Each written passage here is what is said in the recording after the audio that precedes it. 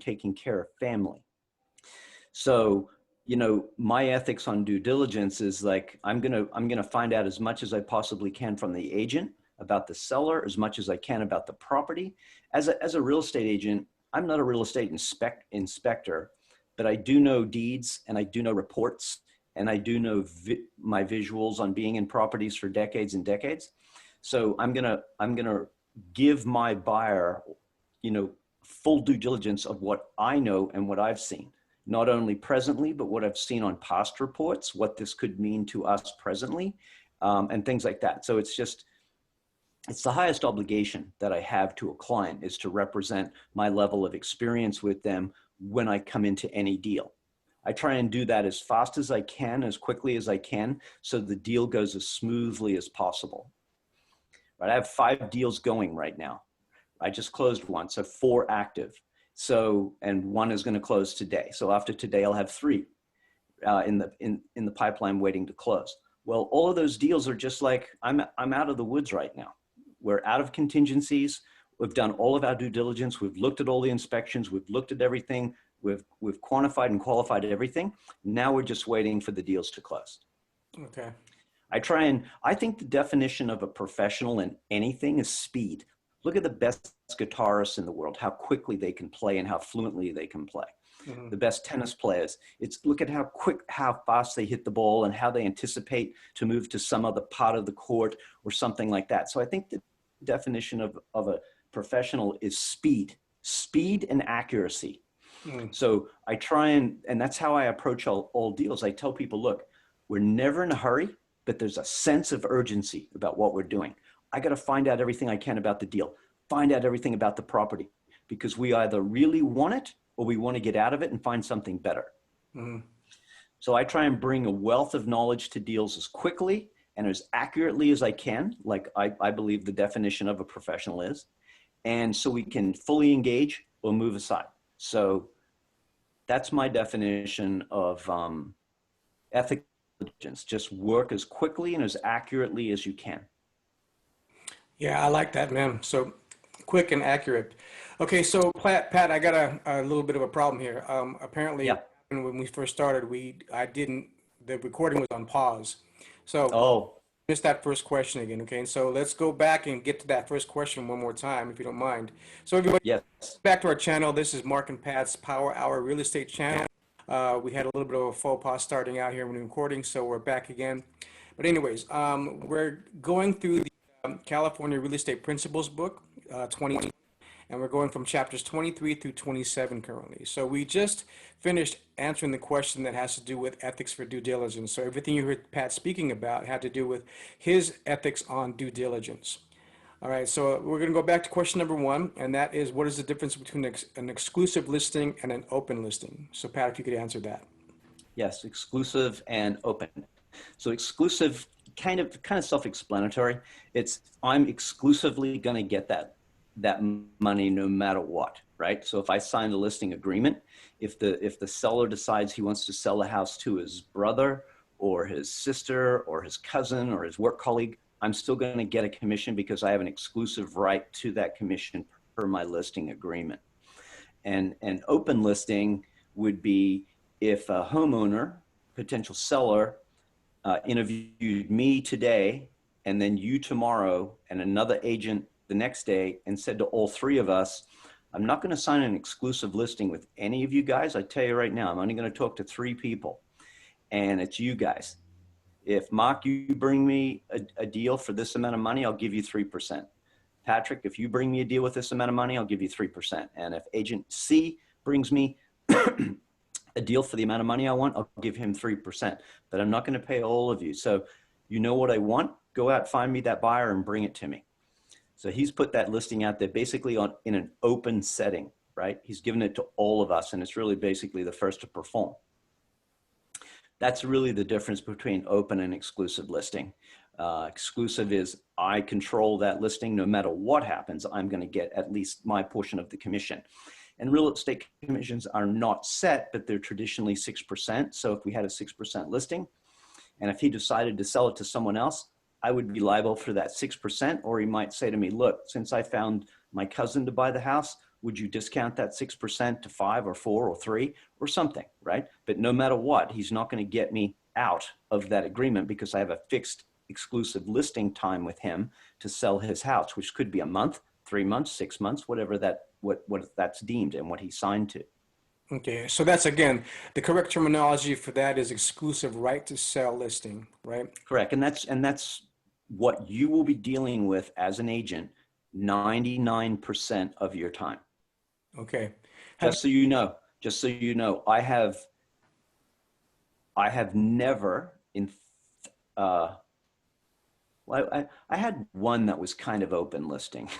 One, I was selling a $3 million piece of land.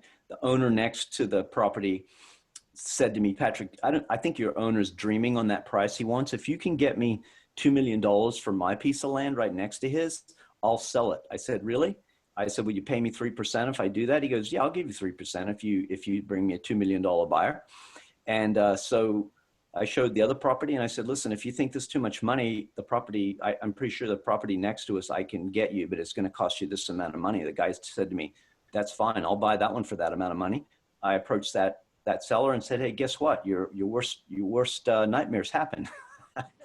He said, if I could get you $2 million, you'd sell the property. He goes, what? I said, yeah. He goes, well, how do you know the guy's real, Patrick? I said, well, look, a lot of my business is a feeling thing. I dealt with so many people over the years. I know the people that are real and I know the fakes. And I come to find out that the gentleman, you know, they controlled 70 import-export ports around the world. They had nothing but cash and they were flush. And so I said, you know, they want it. It's going to be a very clean deal.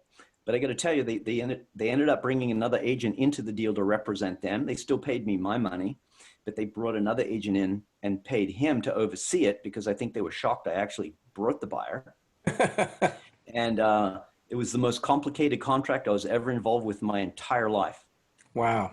It had like 5 option agreements into the contract. It was just so deep. I still couldn't believe these guys doubted the process right up basically to the end of the contract.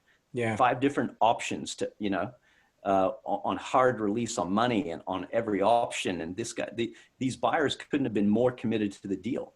Then they later, when they got the land, they put up a storage facility and now they're looking for more land. I'm trying to find. Okay. Wow. That's a good story, man. It's a good story. Yeah. All right. So continuing on here. So question number 3, what is a property profile? Property profile. So if someone calls me and says, Patrick, I want to list my house, I tell them, great. We go through a series of questions and then we line up a meeting.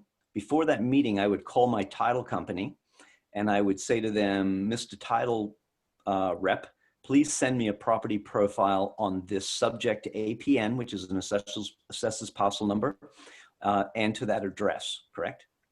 Mm-hmm. So the county assessor knows that property by an APN or an assessor's parcel number, identifier to that address. And all of the documents that are recorded against the property, it's referred to as constructive notice, right? Everything that's recorded is part of the public record, which would be grant deeds, trust deeds, liens, could be tax liens, IRS liens, mechanics liens, anything that's recorded against that property, any deed specific transfer or encumbrance is public knowledge. I would want to know that going into the listing, right? And a property profile would show that. If Mark has called me to list his house, I also want to make sure that Mark is the rightful owner. So, you know, if I know who you are and you've told me who you are and where you live, I check the property profile that that person is the person that owns the house. Because I want to know he can do business with me and I can do business with him. And I also want to know how much debt service he has against the property. Because if he says he wants $1 million for his house and he owes, you know, $1 million against it and he wants $1 million, you know, he can't pay me commission, he can't pay costs of sale, all of these things. So a property profile would tell me all of those things. So it's important to do that prior to meeting anyone of a listing appointment, so you know what's against the property. Someone may have put a lien against his own property and he may not even know about it. You'll know about it because you would have pulled a profile to find out all the liens against it, all the recorded notice against it. So this is common practice to do get a property profile when someone wants to sell a house. If they come to you and they want to do a listing, you're like, okay, I'm gonna have to pull the property profile and make sure this is all, good here. Very common. Okay, cool. Makes sense. All right, next question. What is a seller's net sheet? Seller's net sheet, just what we talked about somebody asking to sell his house for $1 million. And let's say in this case, he had 600,000 against it, right? So he has a potential of 400,000 in equity on that house to play with, right? But out of that 400,000 in equity, he's going to pay commissions. He's going to pay for his escrow. He's going to pay for title. He may have to pay for repairs, termite repairs. They all come out of his net amount that he's going to get from the sale. Sells for $1 million.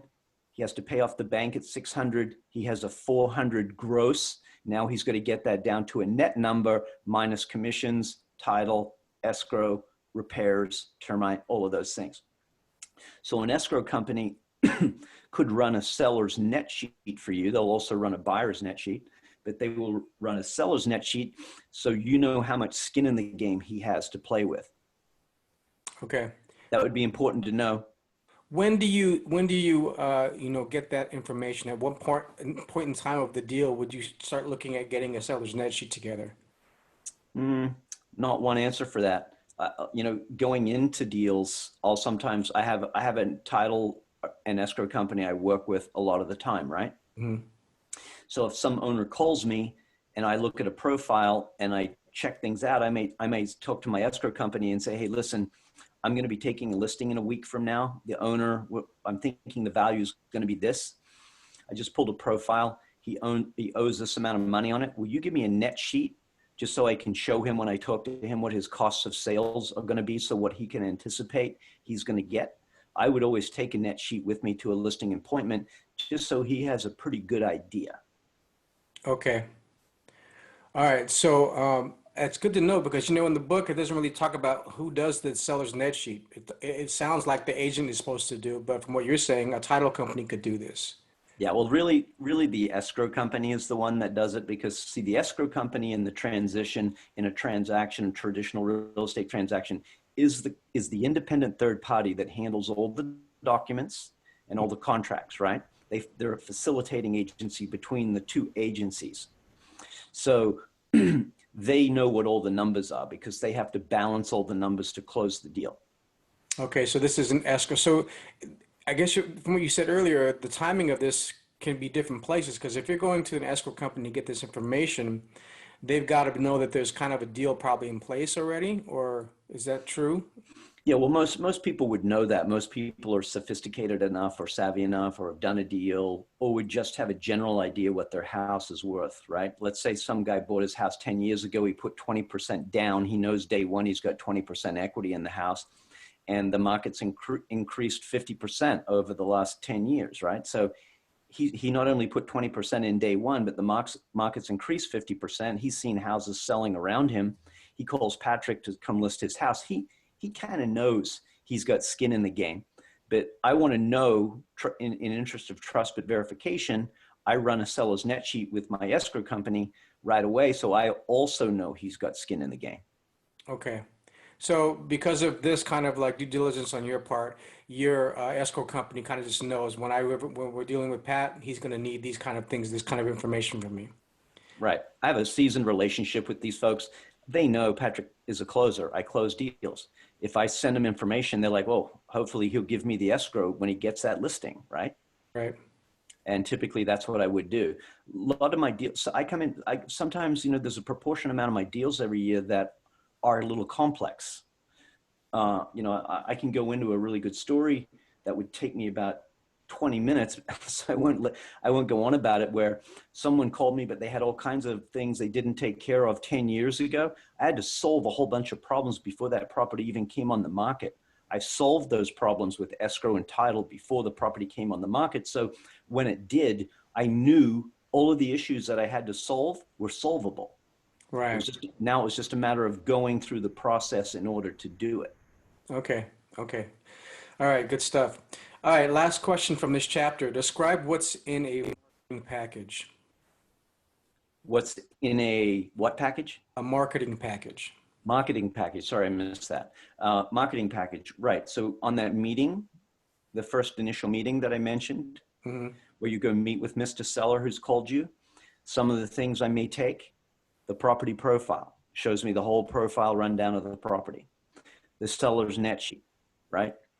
Those would be two of the things in my marketing. There's not marketing, those are more due diligence things, but I would take them just to show that gentleman or the woman that, listen, you're dealing with a professional. I've already looked at your property since we talked to you. I've talked to my escrow company so that you know what to expect. So you're dealing with a professional here. And then I would show them what I was planning on doing.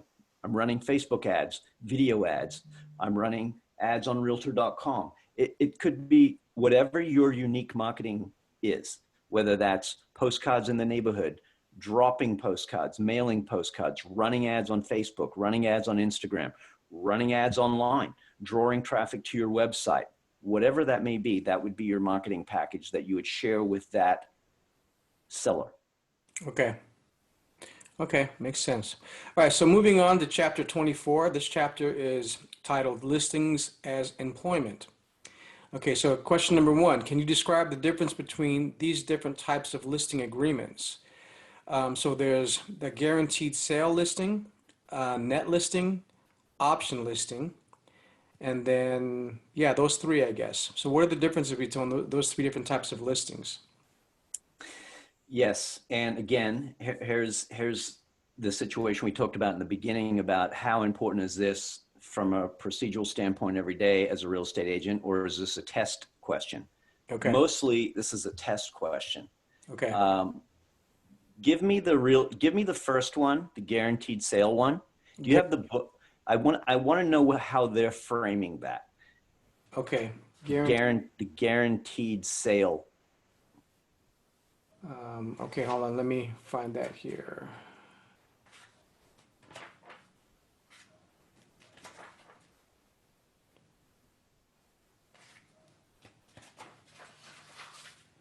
Okay, so guaranteed sale listing. It says it's a variation of the exclusive right to sell listing in which the broker agrees to buy the property if the property does not sell during the listing period. Yes, yeah, I thought they were mentioning from that perspective.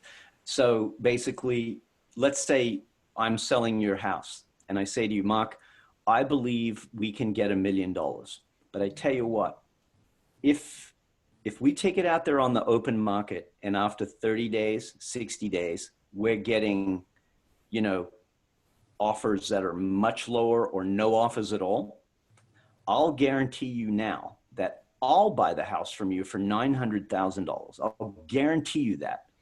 So if I show you emails and agents are telling me the house is worth 800,000, 850, or whatever it may be, I'll guarantee you at least 900,000 for your property if we don't get $1 million offers, right?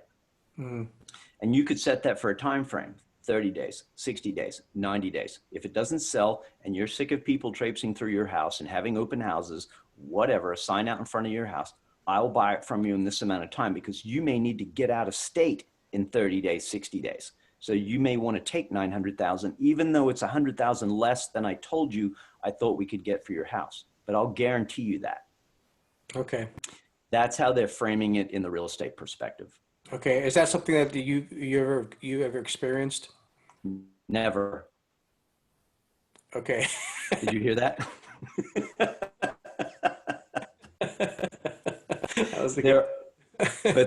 But there are, I see this, there are some companies out there, like I told you, they're traditionally discounters and they just try and come up with some unique marketing propaganda and they will sell that. We'll buy your house if we can't sell it. I've seen that. There are companies out there that do this, right? I've seen them. But again, they come and they go and they're not around for the long haul, in my experience. Okay. Okay, so the next type of listing is called a net listing. So let me read what the book says for that. A type of listing in which the agent's fee is set as all sums received exceeding a net price established by the owner. Right. So the way that would work in the real world is that you just tell him, listen, Mr. Seller, if you're looking for $1 million, But if I get you $1,000,001 as an agent, I'm going to get my commission, but plus I'm going to get the net difference. Okay, I imagine that probably never happens. Never happened. Okay, another never. I'm sure it has happened, and it's obviously there. It's real, right? It's in the real estate law, but that's another thing. You could market that to some guy, right? Yeah. Saying, you could, if, let's say you were really unethical, unscrupulous real estate professional, right? And you said to him, I'm going to be sneaky with this guy. He thinks his house is worth only $1,000,000. I know I can get $1,000,002 for that. I tell you what, I'm going to tell him, let's bring it on for $1,000,000, right? And I got someone lined up that thinks the house is worth $1,000,005. And if I get it to him for $1,000,002, and I tell him, are you happy with $1,000,000? My guy brings him $1,000,002. I get the 200,000 extra. So I'm sure it's happened. Yeah, that just sounds really like, yeah, not like you said, unscrupulous. Okay, the last option listing. Let me read you the book's definition for option listing. A variation of the exclusive right to sell listing in which the seller grants the broker an option to buy the property at a predetermined price if the property does not sell during the listing period. Exactly. Exactly. So you're extending an option. Remember, even before we got into this, I talked to you about that, the seller that approached me and said, Patrick, if you give me $2 million, I'll sell. And I did. But in the process of that, he wanted such permanent security with my buyer that he didn't want to get into a deal with him until my guy fulfilled certain obligations. So he gave him options, 5 options, to fulfill those things every 15 days or every 30 days or whatever. I don't remember right now. I'd have to pull the deal up and see how he did it. But he had to run money into the agreement. Basically, he was buying an option to actually purchase, right? So he had to do due diligence, 20,000 goes in. He had to do more due diligence as an option, gave him a second option to do that, another 20,000 went in, right? So you're extending options to people. Now there's no obligation for people to perform. You're just giving them the option for a certain amount of money or a certain amount of time. Okay, makes sense. Okay, next question from this chapter is, what is a full listing offer? So let me read you what the book says about that. A full listing offer: a buyer or tenant's offer to buy or lease on terms substantially identical to the employment terms in the owner's listing agreement with the broker. Right, exactly. So if the seller said to you in the real world, I want $1 million, and you brought him an offer that was $1 million, there's an obligation to sell that property. And if he doesn't, you're still due a commission.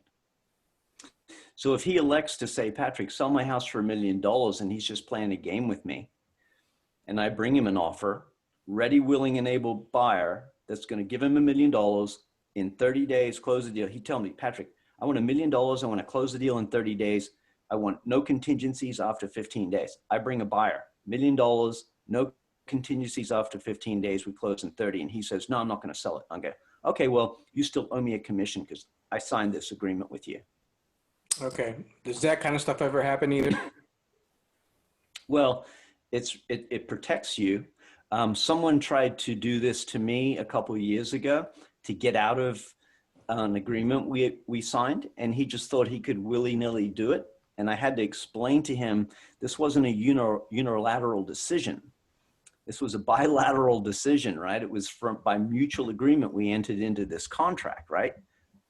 Two of us, this bilateral contract. And yeah, if he wanted to get out of it, he still owed me a commission, you know? And since I offered out 2.5 to the other side, pay me 2.5. Yeah, pay me 2.5% and I'll just go away. But you signed an agreement with me to sell your house. You haven't given me the chance to sell it. You signed an agreement for a certain amount of time, and you're asking me to come and pick up my sign from the property. Who's going to know your house is for sale? My sign's not there. I'm going to miss drive-by traffic. You're trying to prevent me from selling your house now because you woke up on the wrong side of the bed and you're having a bad day. So I get it, but we have a contract. So settle down or fulfill your obligation. So how did that deal pan out? Well, when they knew that contractually I had them hooked, they couldn't do anything about it. Okay. But I didn't want any bad blood. So ultimately, what are they going to do? If they've lost faith in me or have lost faith in the process, someone's spoken in their ear. It was just a matter of teaching them a lesson about, listen, I get it, but you're not giving me any valid reason why you should cancel this, right? Mhm. You're telling me some esoteric, crazy reason that it didn't feel right, or, I don't always feel like going to work either some days when I'm trying to bring a buyer to your house, but I still show up and sell your house. So because it doesn't feel right to you on this day, I'm sorry, we're selling your house. We're doing everything we can. We've produced ads. We've got, marketing brochures already done. We've got all of these things in play, buy me out of the deal, or, take a chill pill and settle down. Right. So usually it comes to some agreement like that. I have $1,000 already invested, $1,500, pay me my $1,500, and then maybe I'll cancel the agreement. Yeah. Okay.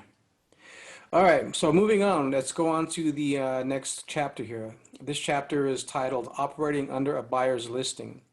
Okay, so it's funny, you just mentioned this. So my first question from this chapter is, what is a bilateral employment agreement? Bilateral, kind of self-explanatory, right? Two things: bicycle, buy anything, too. So it would be an agreement. Basically, when you reach mutual agreement on a real estate purchase contract, you now have a bilateral contract between two parties, right? Right. Each party has their obligations. The seller has his obligations per that bilateral contract that says what he's going to do as a seller. The buyer has his contract obligations of what he's going to do during the course of that contract. So basically, a real estate purchase contract is a bilateral contract between a buyer and a seller. As agents, we're not really a part of that contract. We're facilitators to the contract, but that contract is between a buyer and a seller. Okay. All right. So the next question is a unilateral employment agreement. Yeah, unilateral, just one person's calling the shots on everything. Okay, makes sense. Okay, what is a safety clause? Safety clause, kind of as it pertains to real estate contracts, what they mean is this: if I try and sell the property, and during the course of me selling that property, it's taken me 3 months, 4 months. I've personally shown the house to 5 people that may have contacted me directly, that I've taken to the property and shown them. Now, when the contract expires, one of those people that I've shown the property to approaches the seller to buy the house himself. Now, he may have approached the buyer after I showed him and left the property and said, hey, listen, when your contract expires, let's not call Patrick. I'll just buy it directly from you. It'll save you commission. You won't have to pay Patrick any commission. I'll give you this amount of price. He may try and ethically/unethically induce that seller after I've shown him the house. Now, I'm the agent that took him there, showed him the house, told him about the deal, and then he tried to go around me. So the safety clause in the contract just states I would get a commission no matter what at that point. On the contract, you can, when you sign a listing agreement, there on the safety clause, you can put in a certain amount of time. I put in 90 days on mine.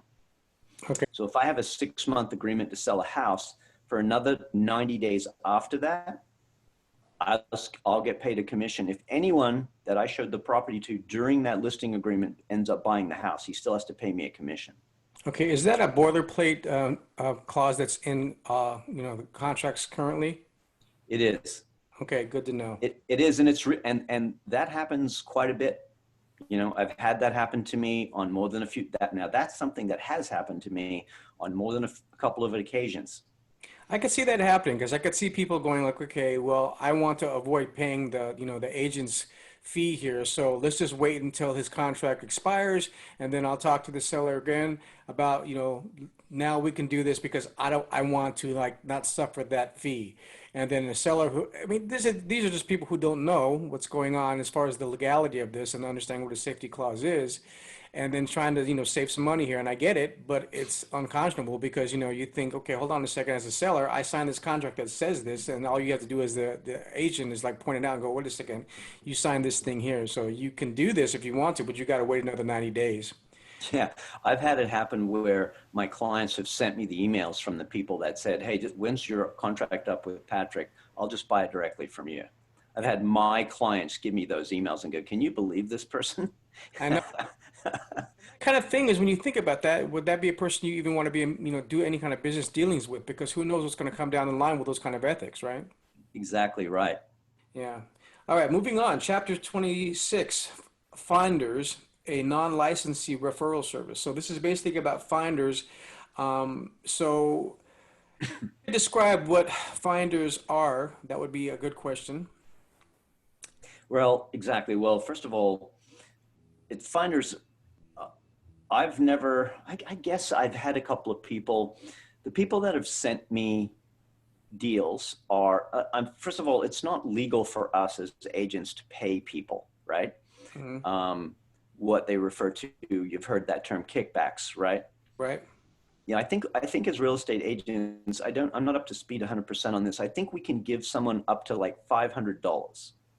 That's like a limit that we can give someone in terms of money without being sanctioned in any way. Mm-hmm. Mostly, I work on. I mean, I have a deal out of state right now. I do my share of referral work out of state to various states. I have one in Kansas right now. I've had them in Washington before. I've had them in Texas. I've had them in Florida. Where I'll call an agent and I'll interview the agent myself and say, listen, I have an important client that's going there to find a house. I want to have a chat with you. How do you work? Because this is a very important client of mine. This is how I work. It's how long I've been in business. This is how I work with my clients. How do you work? And I'll interview these clients for my purposes. So when I say to my client who goes there, I've interviewed this guy. I'm pretty sure you're going to like him. He works very similar to me. You and I get along. I think you're going to vibe with this guy. And then he'll typically give me a 25% referral fee. So if he makes 3%, 25% of it will come to me for delivering him a buyer ready, willing, and able. Okay. But the finder thing is more rare because we're subject to how much money we can give people. People might think, oh, I got $1 million guy, Patrick, you might be making 30 grand on that deal. I want 10 grand. First of all, I can't give you 10 grand, and if whatever money I give you, if it's above $600, I've got to give you a 1099 to say I've given you that money. Right. Right. You have to declare it. So it's just not something. I always try and tell people this. I've been in depositions before, been dragged into things on different clients' deals. And I've had attorneys ask me, well, Patrick, didn't you see how your client or whoever was advertising the site on this, what I call GP site, general public site? And I always tell them, no, sir, I didn't see it. And I don't care to see it because I don't operate on the GP side of the fence. I'm a professional real estate agent. I operate on my side of the fence. So whatever these general public sites are doing, I really could care less. It doesn't interest me. They're amateurs. They don't deal in my world. I'm a professional licensed real estate agent. I subscribe to those ethics and I run my business on that side of the fence.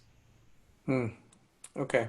So a finder side is just like, I guess, you go to the Starbucks and you see some guy down there that talks a lot and you say to him, hey man, if people come in there and they, if you hear any conversations about people wanting to buy a house, tell them, the best agent in town. I'll give you $500, right?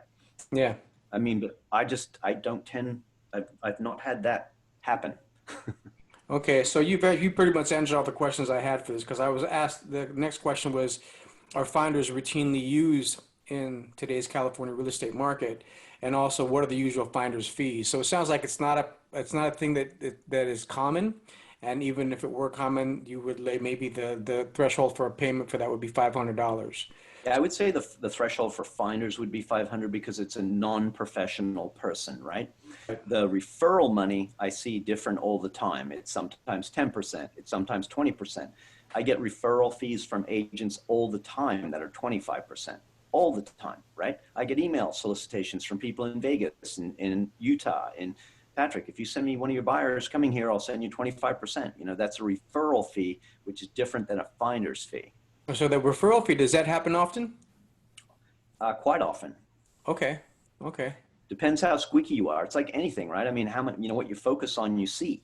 So if you focus on that a lot and you spend a lot of time sending emails constantly and following up and phone calls and looking at reload sites and how people move, maybe a niche part of your business.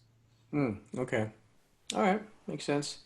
Okay, we're on to the last chapter here. So the last chapter is called the purchase agreement. Now, I know you and I already did a two-part series on this already, so we have a lot of information there on that. But there are some questions here I thought that deserved kind of going over maybe more in detail here.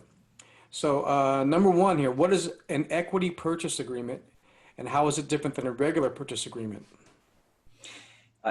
I'd have to, I don't need you to read it to me, but how I would describe it is how I described a minute ago. Some gentleman that's selling his house for $1 million and he's got 600,000 loan against it. So he's got 400,000 in equity. So not exactly popular right now, but many years ago, people would wrap what we call wrapping loans. So they would buy a house, give the gentleman his 400,000 and they would take over the loan. So basically they're just buying the equity in the property and they're just going to retain the loan. The seller's not going to pay off the loan. You know, he's just going to take his money, the equity, going to buy the equity and off they go. You're going to have to take the debt along with it. If it was an investment property, you know, any washers and dryers, any refrigerators, anything like that was just within the property, right, would stay there.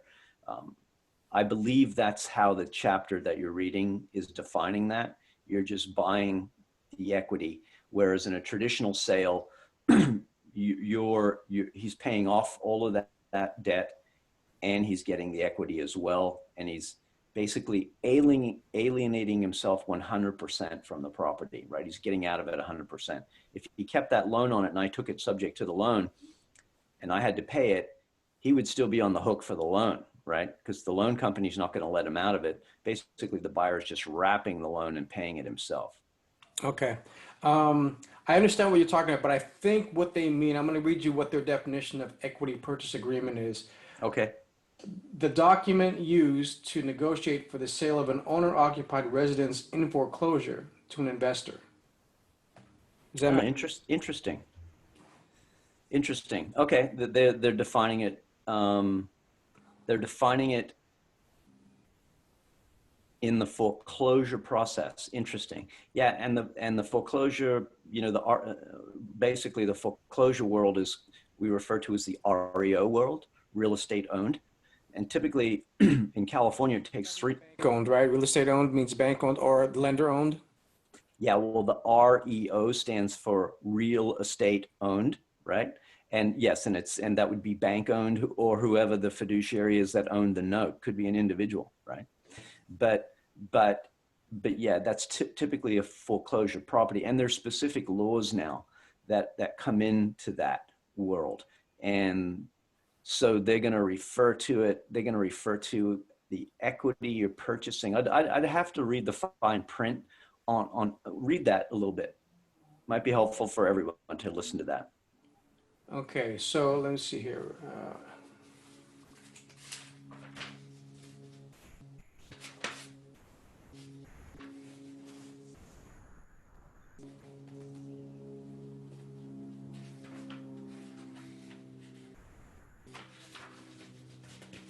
You caught me a little off guard there, buddy. That's all right. Let's see what else. They don't really have anything that I can see quickly here stated besides what I read to you, right? So the document used to negotiate the sale of an owner-occupied residence in foreclosure to an investor. That's kind of all I see here as far as that's concerned.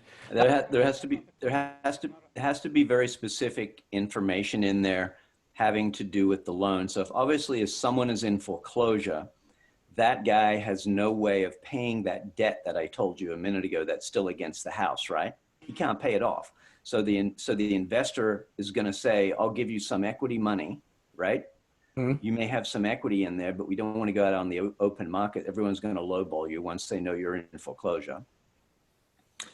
And so there has to be some specific wording in that agreement. If you were to approach a homeowner who's in default, right? The foreclosure hasn't taken place yet. So typically the terminology is he's just in the default stage. Okay. California, it takes 3 months and 21 days for a bank to foreclose a note. That's the quickest amount of time. Okay. During the height of the foreclosure days, it was taken, instead of having a 3-month notice of default period, the banks were going to 6 months, and some of them 9 months. But the quickest you can do it is 3 months and 21 days. It's a 3-month reinstatement period, a 20-day publishing period, and a 1-day sale period.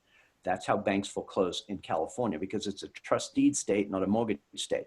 So there has to be specific language in an equity purchase contract. I've not used one ever. I've never approached a homeowner and said, you're in foreclosure. I have someone that'll buy your house, has an equity purchase contract.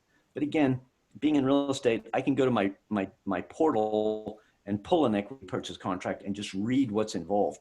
What guidelines do I have to follow to be in compliance with somebody, unsophisticated person? If I'm representing myself as a sophisticated person, what do I need to adhere to this person so that I don't later get sued and say, Patrick, you're an experienced guy. You took advantage of this seller during a vulnerable time when he was in foreclosure. You didn't use the right contract, Oh. right? Could this That's something.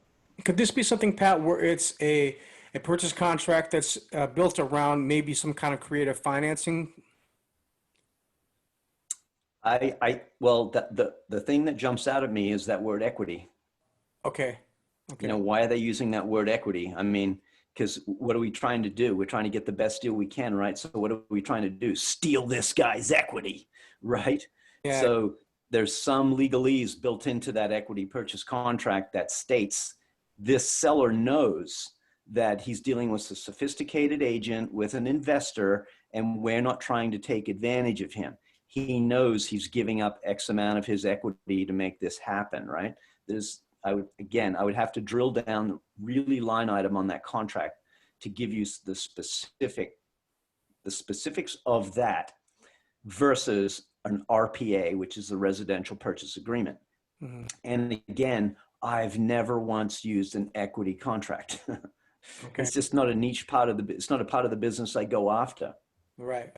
Kind of to that point, are you seem to be dealing in more typical uh, Retail deals. retail deals. But there are a lot of people who are investing in, like I said, like more from the creative side of financing, right? Have you had much experience in that side of it as far as dealing with investors? Like, Well, the first 12 years of my real estate days was that market, right? okay, But these were folks that had lots of money with different properties. They owned them free and clear. And basically their qualification on people was, if that person that buys it, if they can bring in 20% down, I will finance the deal, not the bank at this amount of money. I won't even qualify them. My qualification criteria is if they have 20% down, they're qualified. okay. So it's interesting you said that, because the last question for this chapter has to do with what you just mentioned, which is called carryback or seller financing, right? Yeah, there you go. It's something that's not as popular right now because rates are so low right now. Most interest rates right now, even on 30-year paper, are under 3% right now. So usually seller carrybacks tend to be popular when the market is bad. Some seller, someone could own his property, right? And the market is bad. Qualification is getting really tight. During the short sale days and the REO days, the banks weren't wanting to lend money. Mm-hmm. They had lost so much money. So seller carrybacks tend to be very popular when the market is bad, not when the market is good. Or if someone has nothing but skin in the game on their property, and they may say, okay, well, if this guy gets a loan, he may be able to get a loan. He may not be able to get a loan because his credit is not so good. I believe he'll pay, but his credit might be bad. He may only be able to put 5% down. I'll let him take 5%. I'll finance 95% over 15 years at this interest rate, and then he can refi after 15 years or pay me off. Okay. Seller carryback is the income I lived on for a long time. Oh, okay. Well, good to know that. All right. So question number 2, how do purchase agreements differ when dealing with a 1 to 4 unit residential as opposed to a other than 1 to 4, so commercial income or owner occupied, or owner occupied business farming properties or land acquisition transactions? So they separate this into 3 different types of purchase contracts: 1 to 4 residential, and then other than 1 to 4 commercial income, owner occupied business farming properties, and then land acquisition transactions. So transactions, sorry. So how as far as the purchase agreement is concerned? So the RPA on the 1 to 4 is typically very standard. You're buying a box, right? And the land that the box is on, right? That's it. Now there's your residential. Commercial or income, you're typically buying the box. You could be buying what they refer to as CAMs, which is the area maintenance fees that are owned on the land around it. When you buy a commercial, it may not be your business that you're buying, could be on a strip mall mixed with 25 other businesses, right? Mm-hmm. So the CAM fees, which refers to, like I said, common area maintenance. You could have monthly fees that go with that all kinds of things that are different. The land thing, completely different to an RPA deal. You could be dealing with mineral rights. You could be dealing with easements that are more specific than the 1 to 4 unit. They're just all very unique to themselves. Usually on the commercial stuff, there's personal property that goes with it involved, you know? Mm-hmm. There's a lot more things as they pertain to those issues, different level of insurance with each one of those purchases. Okay. So you could be buying the business you could be on a commercial business, for example. You could be, let me just say this, on a commercial business, you could be buying the business and not the land. It could be a long-term owner of the land and you're just buying the shell sitting on that land, right? That's what McDonald's did for years. They found people with land and they just leased the land on 50-year leases and they put their buildings on it because everybody knew they were cash cows. Okay. So when you look at these contracts for these different types of properties, is it all in the RPA listed there as far as the boilerplate, and you just have to check off the parts that apply to these type of property types? Each property would have a different contract. Okay, so the different contracts then. Okay, that's what I was kind of curious about. The RPA that you're going to spend 90% of your time or more in, at least I think right now, right, you're going to be in the RPA contract. Right, so that's for residential, 1 to 4 unit residential. Correct. You won't get into the commercial contracts. You won't get into 10 unit contracts, residential income purchase contracts. You might, but you might not in the beginning. Mm-hmm. They're a little more complex, not that much more, but just more complex. Yeah, and the land contracts are pretty specific also, but so I don't think you'll deal with too many of those until you start to get more entrenched in the business and you get a more eclectic base of clients. Okay, that makes sense. Okay, next question here. Can you describe what typically occurs when a buyer and seller enter into escrow instructions without entering into a purchase agreement? I've never had it happen. Okay. They entered into an escrow. See the definition of an escrow is money, right? So the escrow company, I would call them and say, hey, here's a contract between two to a buyer and a seller, the first thing that's incumbent upon that buyer is to deliver a deposit per the contract within 3 business days. Once that money hits, now we have a live escrow. So I would have to see what the real estate book is trying to impress upon you, stating what it means when we have an escrow but no contract. Again, I don't deal in that world. I deal in contracts and live escrows. Do you want to read a little bit about that in the book? Can you identify that quickly? Yeah, the way that it comes off to me is that it's like someone we're dealing with without any agents at all, and they just decided we're going to go right to escrow. Here's our money. Here's we're going to do the deal straight into this from this. We're going to take it from this point here instead of dealing with a whole contract. So, But the escrow company would still have to have some directive okay, to direct them about what they would be performing under, right? right. The house is worth this amount of money. He's going to buy it for this amount of money. The buyer is going to get a loan. There has to be some direction given, or some version of a contract given to the escrow company.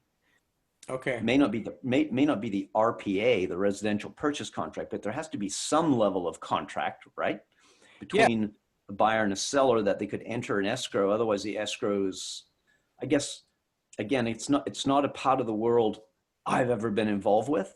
So I think it's kind of one of these data dumping things. It's like, okay, well, this potential is out there. Will you be involved with it ever? No. I like the way your face looked when you said no. Yeah. No. Very emphatic. But yeah, I think what the book is trying to explain here is that a lot of this stuff, like you said, is not going to happen typically in practical experience. But what they're saying is there's a possibility that somebody might, want to approach a deal from this, perspective. And that's what I think all they're saying here. As I read the curriculum, I remember thinking like, okay, well, that's kind of an interesting thing. But like you're saying, there still has to be some kind of directive, some kind of contractual thing between these two, principles to have this deal occur. The escrow company's not going to go like, okay, we're just holding money for you for what? Because you said on the word of what you had an oral agreement, you know what I mean? I'm sure there's got to be more things to quantify that there is an actual deal in place. I mean, even if it was written on a cocktail napkin, I sell you my house for this much money, I sign my name, you sign your name, this amount of money, put that money into escrow, and now they have this little cocktail napkin that says, you are selling your house, and it says right here, you've got this notarized or whatever, so I think, like you said, these are things that are probably a 0.5% chance of even happening, but they have to kind of give you the idea in the book that these things can happen.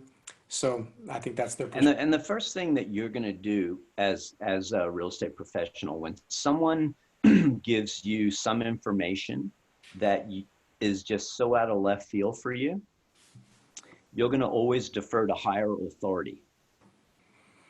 You're going to say to them, well, that's an interesting concept. That sounds interesting to me. That's what you're saying. I'm going to go, God. Yeah. Well, your higher authority could be me. It could be your broker. And in my case, when these things come up, like I said, I'm a member of CAR, California Association of Realtors, and NAR, National Association of Realtors. Being a member of CAR gives me access to 12 different attorneys that they have on staff. So whenever anything comes up that is ambiguous to me, or I need some clarity on, I'm on the phone to CAR attorney and ask them, if this happens, explain this to me. Okay. Because I'm always interested in the legalities of things. People have a lot of great ideas, man, and a lot of crazy ideas. So I want to know legality, because I don't want to be in court ever, man. I don't want to be in lawsuits. I don't want to be involved in stuff like that. It's hard enough managing people to stay agreeable with each other, let alone being in a really acrimonious situation. I've been there. Don't want to be there again. Yeah, I agree with you. I don't ever want to be there myself. So anyways, Pat, that's all the questions for today. Actually, this is perfect. It puts us right at the timing where you got to go take care of some business here. Sounds good, sir. Thank you, everybody, for being here with us. We will be back next week, hopefully again, to do the next series of chapters from the California Real Estate Principles book for 2020. Please like, subscribe, share. if you are getting some, some value from our videos here. And we appreciate you for taking the time to watch us at all. Have a great day, everybody. Pat, you have a great week, sir. I will talk to you soon. Yeah, thank you, sir. It's always fun to be here every week, Mark. It's like it helps expand my mind on things. I'm never done learning. I'm a lifetime learner, and going through things that I know and things that I've forgotten and things that I can sharpen, it's just a really valuable to do it. So it's a great opportunity. So I really, I'm happy to do this every week. Well, I'm glad we're doing this myself too for all the same kind of reasons. I mean, there's a lot of, I mean, just to be able to, interface with you and talk about stuff is great, and it helps me because as I'm going through all of this information, I've become so immersed in this real estate stuff. It's crazy. I mean, besides all the reading, I have been on, YouTube and reading other different kinds of ancillary, information like constantly. My life, if you came to live with me, and I mean, and watch me a day in the life of Mark, you'd be like, Mark, you are becoming a real estate geek. You need to eat some food maybe and do some things, it's getting, but I took what you said, in some previous talks that we've had about that the word you said, immersion, that total Yes. immersion. When you said that word immersion, I was like, man, he's right about that. And it's weird because I just have this natural curiosity to, like, when something says something, I don't understand it, I want to know it. So I go after that. And the next thing you know, I'm down this rabbit hole that it's sent me like 5 hours of YouTube about what carryback financing is. You know what I mean? Yes. Yes. Good to know, every little aspect that anything I hear is helping to expand that knowledge, and it's going to help me when I take the test and when I actually get out in the working world. I know it's going to help me there too, so Yeah. I can speak more intelligently to you about certain things. And I feel like vocabulary is, you said this in the beginning, vocabulary of real estate comes on at first like a brand new language, but now I feel like I can actually order some food in a restaurant if I had to in real estate lingo. And that's really, that's Mark, it's so important to have that ability. When my clients call me out of the blue and, Patrick, what does this mean? What does that mean? How can we do this? What and that? And I can instantly jump on them, right? And when I'm talking to escrow and when I'm talking to a lender and ask them, very specific things, what you just said, what you just sent back to the client, is that a prior to funding condition, or is that a funding condition? What is that? How can we handle that? Just speaking, knowing what to say at the right time, dealing with the people in our industry who you're going to be dealing with most of the time. It's very important because this thing about speed and accuracy, we can get things done very quickly and accurately, and then we can rest. That's what you want to do. No, I love that, man. When you said that speed and accuracy thing, I took that to heart because I really do. But you know what leads to speed and accuracy is the knowledge. If you have the knowledge, you have speed and accuracy. But if you don't, then you're slower and you have to figure out the information and you take time into that. That's why I feel like right now I'm in this really strange, like, curve of learning so much information. Like I told you, my life right now seriously is full immersion in this. So like if someone calls me on the phone and I'm in the middle of a video that's really like giving me value and giving me information, I'm like, no, I don't need to talk to you unless you're going to call me and tell me something about real estate right now. If you're Yeah. it's like, let's have lunch or something, I'm like, yeah, that's good. I can eat when I'm ready to eat, but I need to get this information in my head. And I feel very blessed because, your information and then the different way that it's just kind of feel like the motivation and inspiration that's come from all of our conversations has been so helpful. So again, thank you for all of that you've been for me in this time, Pat. I totally appreciate it.